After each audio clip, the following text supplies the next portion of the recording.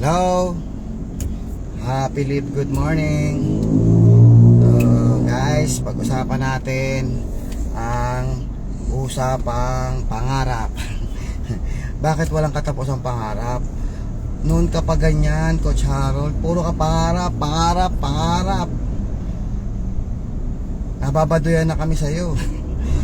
Alam mo, yan din sabi sa akin ng mga classmate ko, tsaka ng mga dati kong katrabaho. Puro daw ako pangarap, pangarap. Wala daw katapusang pangarap. Sabi ko, ganun talaga eh. Masarap kasi mangarap, diba? Dahil pag nakukuha mo yung pangarap mo, fulfillment yun, diba? Nagsimula ako sa pagiging atleta. So pag nakuha ko yung pangarap ko na manalo, mag-champion, mag-MVP, wow, di wow. Diba? Parang asaya-saya, diba? Pero syempre, iba na ngayon, hindi na usapang laro. Ano na to eh? Kailangan manalo ka sa buhay. Kailangan mo ipanalo yung buhay. Paano ka mananalo sa buhay? Diba? Kung ang kinikita mo sa pagiging empleyado maliit lang. So, ilang taon din ako namasukan. Ang liit lang ng kinikita ako. Wala man lang akong maipon. Ang naipon ko, payslip. Tapos po, nung ako po ay nagtitinda, diba? Nagnegosyo ko. Ang puhunan ko, inutang ko pa. 50,000 na nga lang yung puhunan sa food cart.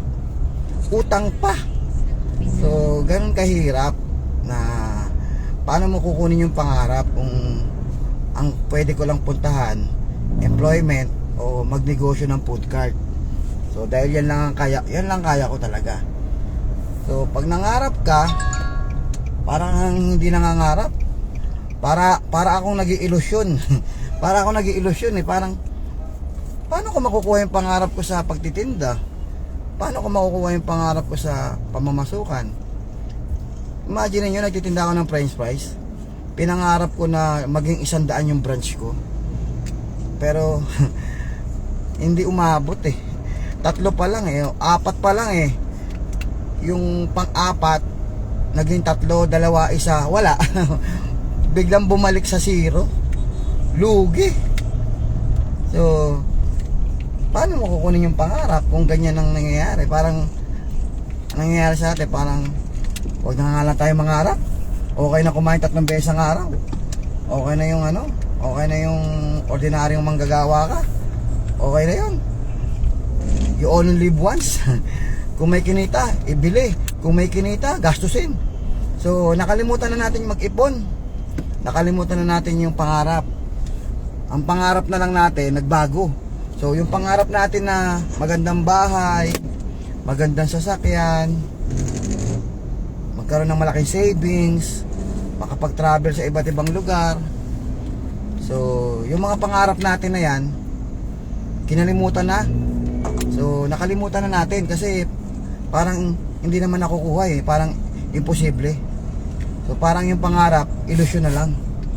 Kaya yung karamihan sa atin tumitigil na mangarap kasi wala naman napapala wala naman nangyayari. Wala namang paraan para makuha. Ba't ka pa mangangarap, di ba? So nakukontento na tayo sa trabaho, sa maliit na kita. Ang ginagawa natin, nag-i-enjoy na lang tayo kung ano yung meron. Diba? Ganun naman nangyayari sa buhay natin magiging kontento ka na lang. Ang nasa isip mo ngayon, okay na to. Basta, maghuhulog ako sa SSS. Magbabayad ako sa Pag-ibig. Para pagdating ng araw, may pension ako. Or kung gusto ko ng bahay, pwede ako mag-loan sa Pag-ibig. Babayaran ko ng 25 years.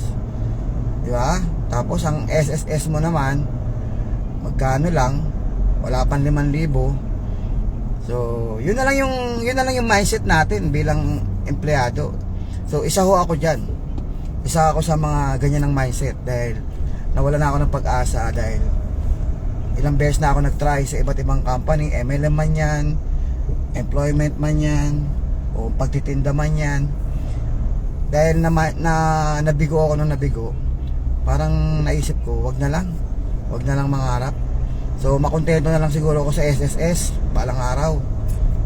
Tapos yung Pag-ibig, makaloan man lang ako ng bahay kahit na 25 years to pay. Ang mahalaga, may bahay. So yan lang yung mindset ko, na karamihan siguro sa atin, ganyan din yung mindset. Ganyan din. Nakukontento na lang kasi wala eh. So guys, may live good na nagbibigay ng pag-asa para mangarap ka ulit. So ito na yung pagkakataon na ibalik mo lahat ng pangarap mo, kasi merong live good na pwedeng magbigay ng pangarap natin. So kailangan lang wag ka masyadong negatibo. Hindi na natin kailangan, wag na tayo magpaka-negative, kasi ang tagal na nating nangangarap. Tapos ngayon pa ba tayo magiging negatibo? Kung kailan tumatanda na tayo, dapat lalo tayo nagiging positibo. Kasi habang tumatanda ka, mas lalo kang lumalapit dun sa retirement age. Lalo kang lumalapit sa edad na 60. O kung 50 ka ngayon, 10 taon na lang, 60 ka na. Habang tumatanda po tayo, syempre hihina ang katawan mo. Tapos yung opportunity mo less na, hindi mo na magawa yung ibang bagay. So pagka wala kang pera, pag wala ka na pundar ng mga passive income, talagang kawawa talaga tayo. Kawawa talaga tayo, guys. O ako na nagsasabi, kawawa tayo, kasi nakita ko na po yan. Marami na po ako nasaksihan na mga kamag-anak ko, yung iba kamag-anak ng kaibigan ko na tumanda, na nanlilimos ng mga anak. Nanlilimos sila ng pera, nanlilimos ng pambili ng gamot, pati pambiling araw ng duster, hinihingi pa sa anak. Eh syempre, pag tumanda na yung mga magulang natin o yung mga kamag-anak natin na yan, syempre ano yan, mahihiya rin yan. Kasi nagdadamdam na yan, ano na yan, nagiging maramdaman yan habang tumatanda. Syempre nahihiya manghingi yan. So dahil nahihiya manghingi, ikaw naman wala kang kusa, hindi mo rin bibigyan yung, di ba? Kung ikaw naman yung umabot sa punto na yan, tumanda ka, so maiintindihan mo sila. Minsan nakakahiya talaga manghingi, tapos makukontento ka na lang kung ano yung suot mo, kung ano yung damit mong natitira dyan, magtsatsaga ka na lang, kasi hindi ka na kumikita ng pera eh. Paano ka bibili ng damit? Paano ka bibili ng sapatos? Kaya mapapansin mo yung mga may edad na, matatanda na, minsan kung ano na lang yung luma, yun na lang pinagkakasya nila eh, diba? Kasi nahihiya na sila manghingi. Dahil imagine mo, manghihingi ka sa mga anak mo ng pambili ng pagkain, pambili ng maintenance. Minsan mahihiya ka na rin para humingi ng damit eh. O kung walang kusa yung anak, kawawa talaga yung magulang. So ngayon, kung ilagay mo yung sarili mo doon sa ikaw na yung matanda, o tayo na yung matanda ngayon, ngayon papayag ka ba na maranasan mo yon, yung nangihingi, nanlilimos? Siyempre para sa akin, kung ako ayoko, kasi paano kung yung anak ko pagdating ng araw, yung anak ko ordinaryong manggagawa lang kagaya ko, ordinaryong tao lang, hindi gumanda ang buhay, tapos may pamilya na. So paano pa ako manghihingi dyan kung sa kanila lang na pamilya nila kulang pa yung pera nila? So hindi na ako manghihingi. Anong gagawin ko ngayon? Kahit mahina na ako, syempre gagawa ako ng paraan. Magtitinda ako sa palengke, maglalatag ng sako, magtitinda ka ng sibuyas, pupunta ka ng Balintawak, magbibitbit ka ng mga bayong-bayong, bibili ka ng isang sakong sibuyas, ilalatag mo sa palengke para lang mabuhay.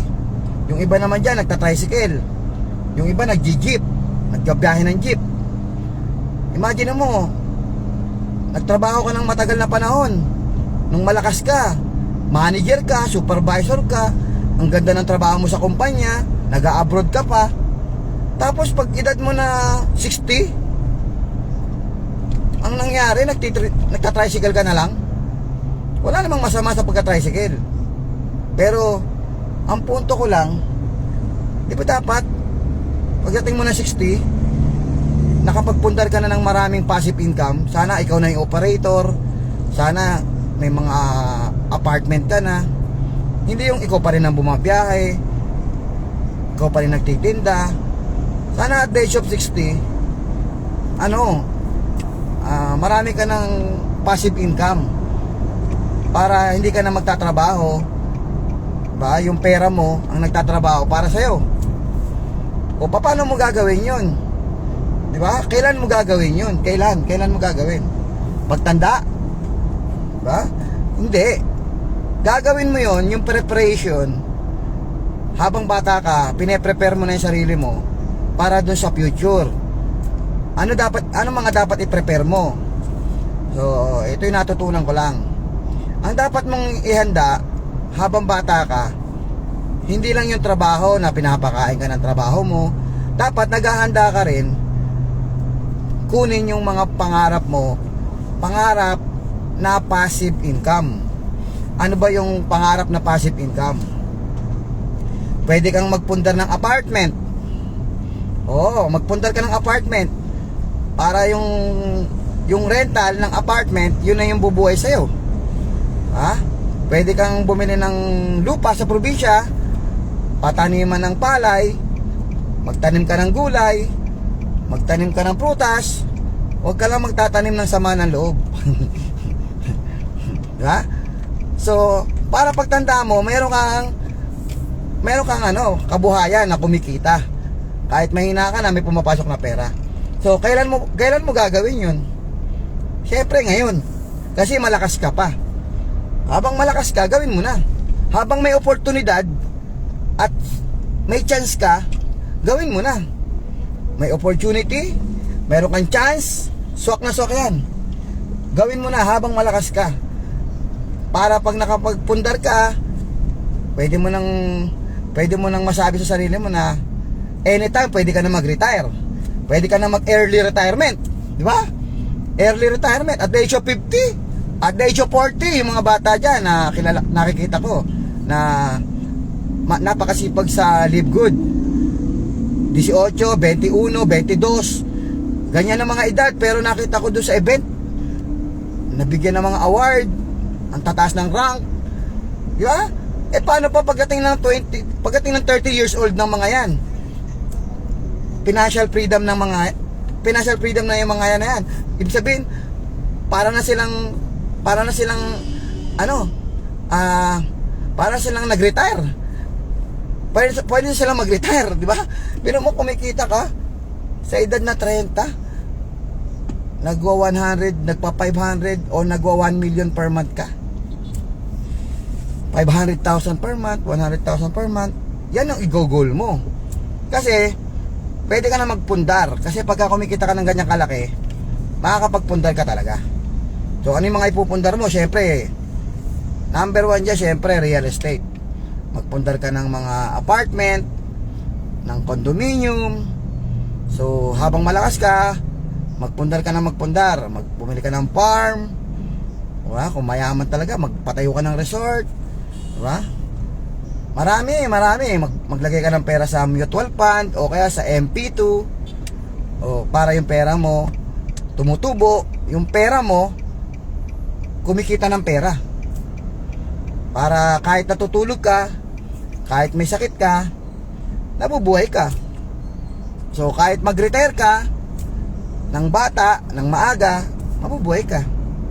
So yun yung sinasabi natin na hanggat bata, hanggat malakas, i-grab natin yung mga opportunity.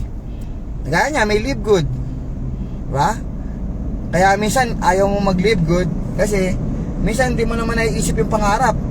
Ang nasa isip mo, ang mindset mo, okay lang, basta kumain 3 beses ang araw at walang sakit, okay na ako dun. Kaya minsan hindi ka na nangangarap kasi yan ang mindset mo. Meron pa, okay lang hindi mayaman, hindi naman madadala sa langit yung pera. Yan, isa pa yung mindset na yan na nagiging dahilan kung ba't ayaw mong mag-try sa mga opportunity na pwede kang yumaman. Kasi yan yung mindset mo. Ba't hindi mo gawing mindset ganito gawin mo mindset Ba't hindi ka magpayaman para makatulong? O diba? masarap yun. Magpapayaman ako para tumulong. So ang pera, masama yan, depende sa gumagamit. Pero kung ikaw ay tutulong sa kamag-anak, o halimbawa na lang, sarili mo na lang, tulungan mo yung pamilya mo, sarili mo. Baka nga sarili mo hindi mo matulungan, paano yan? So kailangan, ang mindset, paano ka makakatulong. Yun ang mindset dapat. Okay? So yun lang siguro, maraming salamat. So ang kailangan mo lang, ulit, kailangan mong mangarap. Okay? So thank you.